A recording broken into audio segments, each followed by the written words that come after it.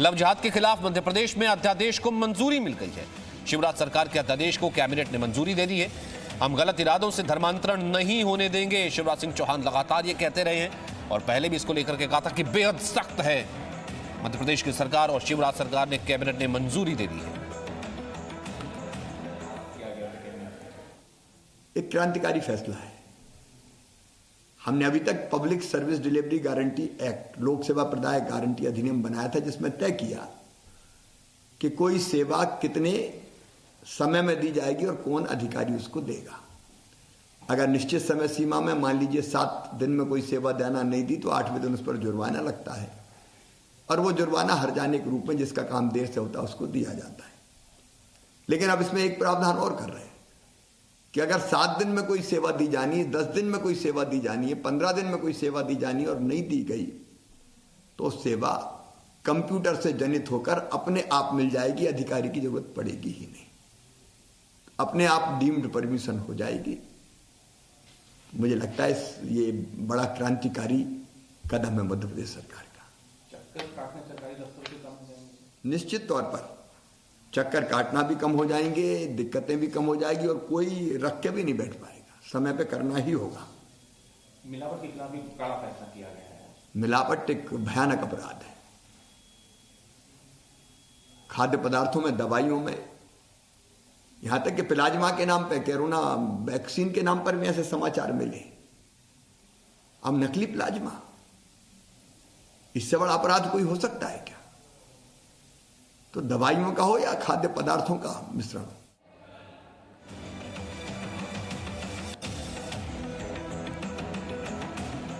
तो लव जिहाद के खिलाफ मध्य प्रदेश में अध्यादेश को मंजूरी मिल गई है और शिवराज सिंह चौहान ने कहा है कि इसको लेकर के हम गलत इरादों से धर्मांतरण नहीं होने देंगे। यह कहना है शिवराज सिंह चौहान का।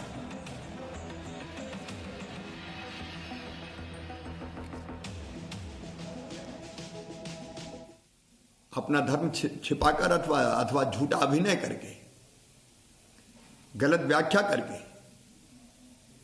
अधिनियम विरुद्ध धर्म परिवर्तन किए जाने पर यह कड़ी सजा का प्रावधान किया है। इसमें हमने यह प्रावधान भी किया है कि अधिनियम विरुद्ध 2 या 2 से अधिक व्यक्तियों का एक ही समय में सामूहिक धर्म परिवर्तन किए जाने पर न्यूनतम 5 वर्ष और अधिकतम 10 वर्ष तक का कारावास और न्यूनतम 1 लाख रुपए का अर्थदंड तक की सजा। जिस व्यक्ति का धर्म अधिनियम के प्रावधानों के विरुद्ध परिवर्तन किया गया है, उसके माता पिता, भाई बहन इसकी शिकायत पुलिस थाने में कर सकेंगे। तो हम आपको इस वक्त 3 तस्वीरें दिखाते हैं किस तरीके से। एक तो ये देखिए, 3 तस्वीरों से साफ पता लग सकता है कि देश में चली आ रही कट्टरता के खिलाफ ट्रिपल स्ट्राइक की ये खबर हम इसे कह सकते हैं। 24 घंटे में 3 राज्यों में ये पहल की गई है।